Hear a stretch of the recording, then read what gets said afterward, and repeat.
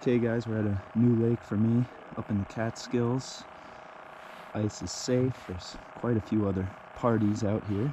There's largemouth, smallmouth, chain pickerel, brown trout, rainbow trout. I guess I'm hoping for a trout today. I caught a brook trout through the ice in Pennsylvania in December, but that was a while ago. I think there's fish down there. They might just be little. We'll keep the camera rolling on this one.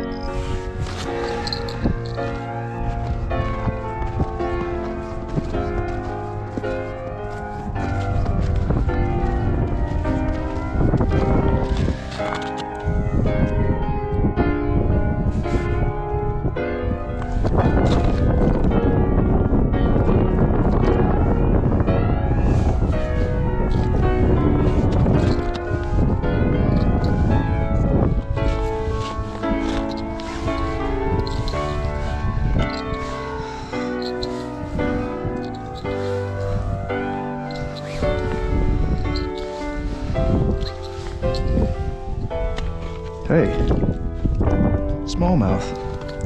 First ever smallmouth through the ice. Didn't set it off. Cool. First.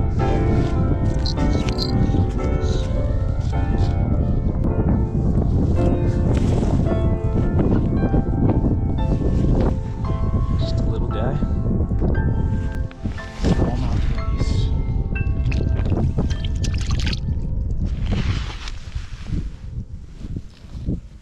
Neat. So I know a banana on a boat is bad luck, but apparently on the ice it's not so bad. Not skunked.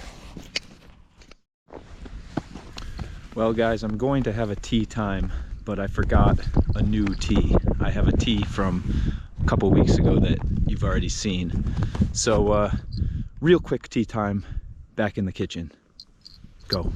Okay, so fortuitous that we have tea time at home actually, because I can show you my new camping portable wood stove for my hot tent. So I'll put links below, but here it is. See the chimney, the smoke. We got a little fire going in there right now.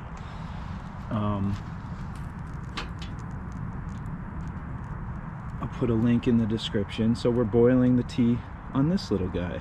Let's see, what features can I show you? Well, it's got a chimney.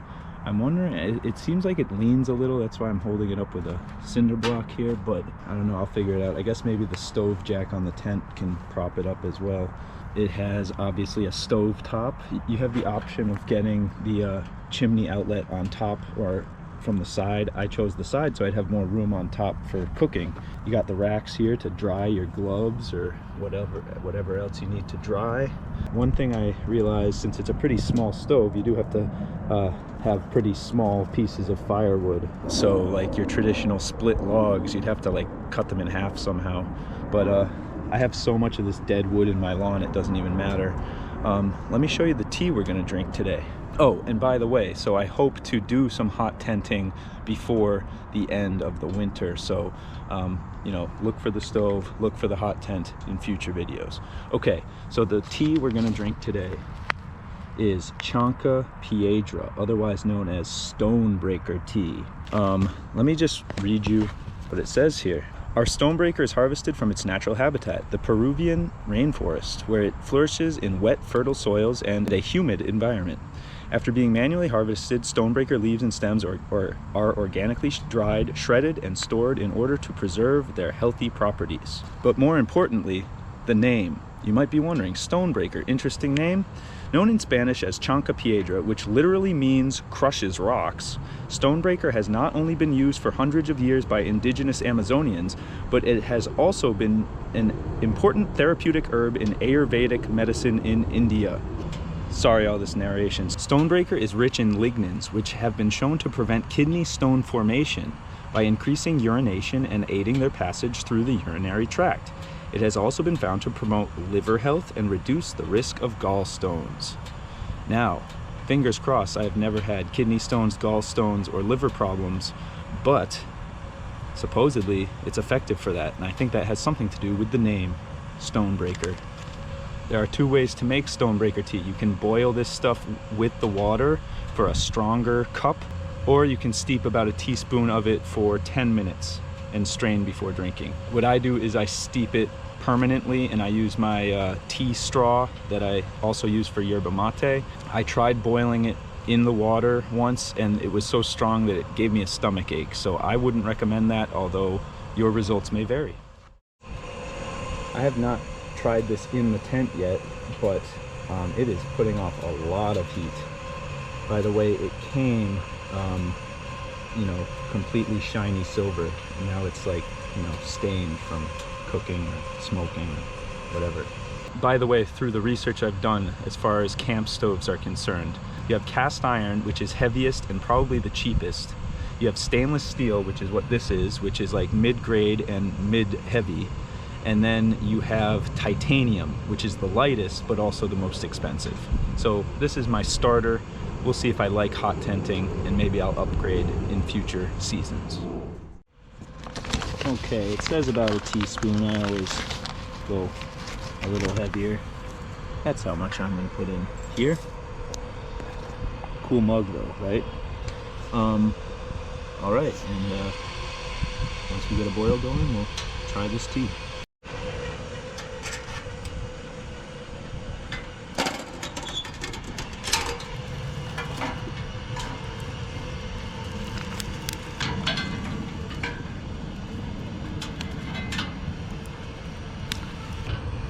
There's a lid that also comes off the top there, so you can load it from the top, and you can lift the lid with this thing so you don't scald your hand.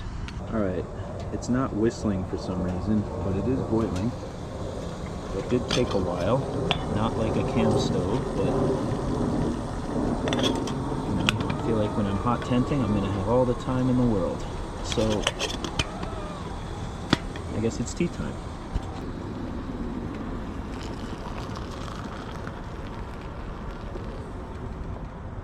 Oops, a little too much. We'll let it cool down, let it steep for 10 minutes, and taste it for you. By the way, it's mostly collapsible. The box itself is not, but the legs are, and then these two fold up to carry it.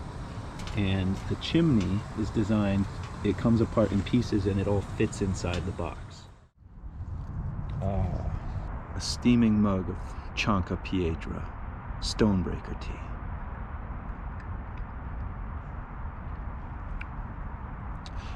It has an interesting taste. It's unique, especially compared to some of the other like plant-based teas, non-traditional tea, like not Camilla sinensis. I've said a few things remind me of hay.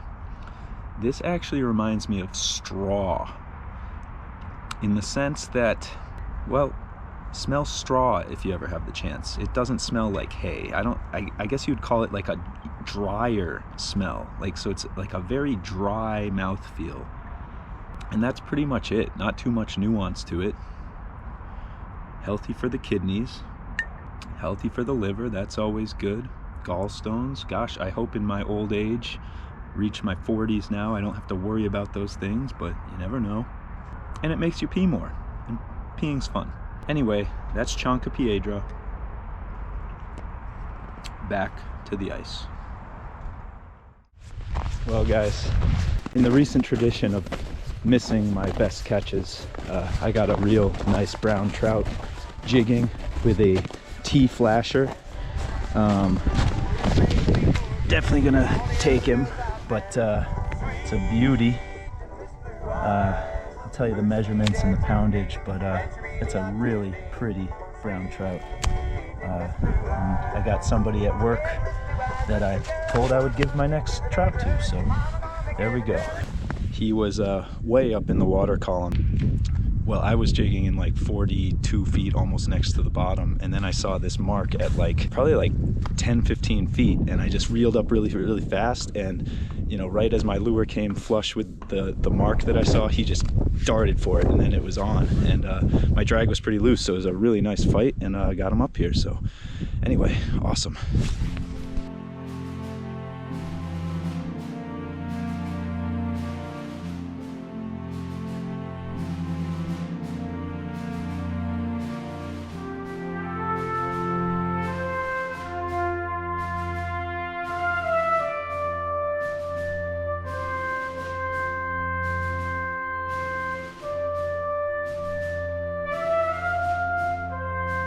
Okay, relatively uneventful except for that big brown trout that I didn't catch on film, but it was a good day out here. Glad I discovered a new place, and I'll probably be back again before the end of the winter. Hope you like what you're seeing. Please like and subscribe, and as always, fish like no one's watching. Peace.